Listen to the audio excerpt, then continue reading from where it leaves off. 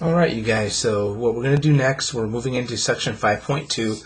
It actually will feel a little bit like what we did in 5.1 with regard to simplification and rewrite, but when we're verifying or proving identities, what's kind of nice is that one side, right, is being claimed to be equal to the other. So we kind of have an idea where we want to go. So it's a little, in some cases, easier than simplification and rewrite, because at least I know what I'm trying to get to.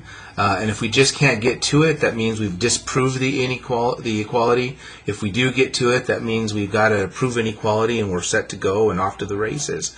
So that's basically what's going to happen here. Again, our game plan, you usually start with the side that looks the most complicated first. Again, what looks complicated is very subjective from one person to the next. So just make sure you're very clear on what side you think is the most complicated, and then just work from there. Second thing is if you do ever get stuck, you might want to convert things to sines and cosines and work from there. Again, everything goes back to sines and cosines, and that might be a good move, and you have to just remember less identities. If you see an identity, use an identity, including its rewrite. As we saw in 5.1, a lot of those Pythagorean theorems didn't come off exactly like the Pythagorean theorem, but if we did a small rewrite, we were able to apply it, or we were able to apply a different, a quotient or a reciprocal. So if you see a rule, if you see an identity, use it. And then for things that are really tough, if you're really having a hard time making one side look at the other, one strategy then is to use the golden rule of equations, work on both sides at the same time until you eventually get an equation that's obviously true. One side is equal to the other. So we'll see a little bit of both, a little bit of all this as we go through this particular section. And so let's get started. Oh, and one last thing, it does take practice. Again, just like simplification, as you work through your identities, as you look and see ideas, watching me do it is one thing, all right, but you actually learn it by trying it yourself. So make sure you've got your trials and your errors, talk about them, give them a good try, the better you'll get.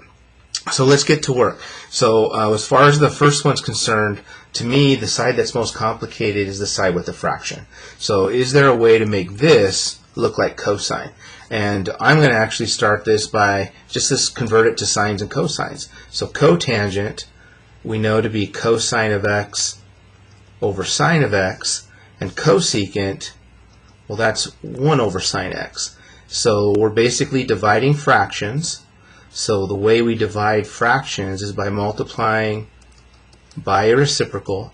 The sine x's cancel out, and we're left with cosine x. So that means that that is a true identity.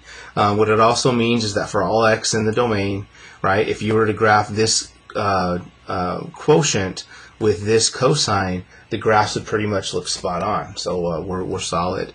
The next one, again, the side that looks most complicated to me is the quotient.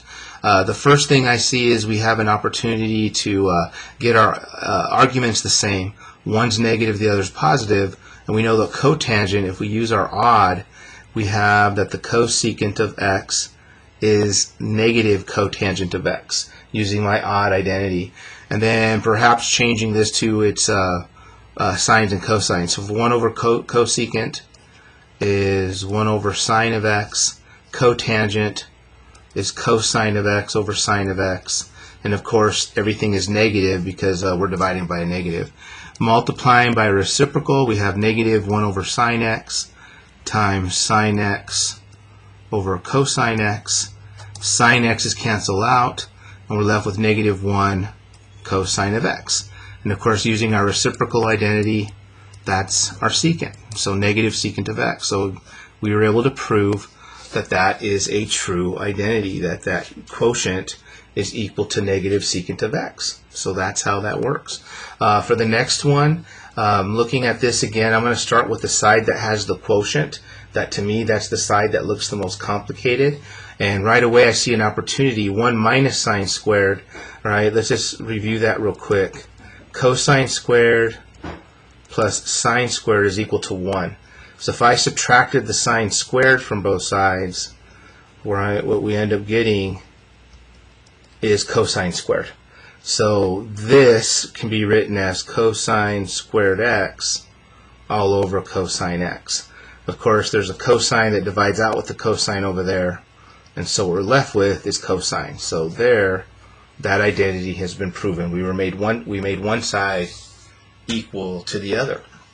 Okay. In this next one, we have obviously this side's more complicated than the one, so we'll start over here.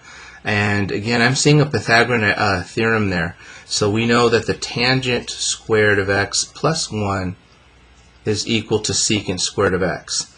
So if I would subtract 1 from both sides, the tangent squared is the secant squared minus 1.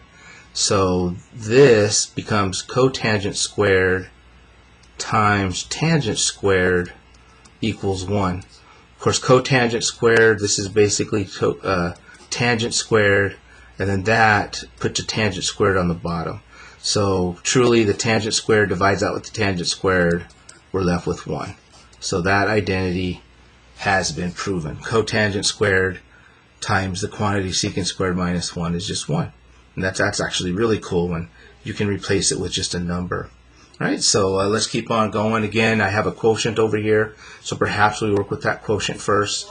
And again, I see a tangent squared of x plus 1. Well, earlier we recognized that as secant squared. So I'm going to right away start this as secant squared all over secant of x. Of course, a secant will divide out with a secant, leaving us with secant of x. So again, nice and provable using my Pythagorean identity. All right, and then last but not least, here we have, again, I'll begin with the quotient. And with that quotient, you know, sine squared, I can go back to my Pythagorean identity and solve for sine squared. So the top becomes 1 minus cosine squared x all over cosine x. Because of that subtraction there, I'm actually looking at two fractions. One of those fractions is 1 over cosine, and the other is cosine squared over cosine. 1 over cosine is secant, minus, sorry about that, and a cosine divided into cosine squared leaves us with a cosine, which is on that other side. So we were able to prove that one side equals to the other. So there's basically our first round of proving identities. In each case, I started with the side to me that looked the most complicated, and then in some cases I ended up using an identity. I used the Pythagorean identity several times to try to help me write some things out. Quotient identity, reciprocal identities played a role. I changed things to sines and cosines. So again, a lot of this takes practice. What's also interesting about this is you can prove the identity a lot of different ways. I'm just showing one way. You can prove it using something else or using another idea. So please make sure you're showing your work. Let other people see what you're saying. And who knows, perhaps we can find 3 or 4 different ways to prove the same identity. When something's true, it's true no matter how I prove it. But in all these cases, started with the most complicated side, use an identity to do that. Use some algebra, right? Multiplying by reciprocals and solving things and factoring. Everything played a huge role. Alrighty, so there's your first round. We'll do more coming later.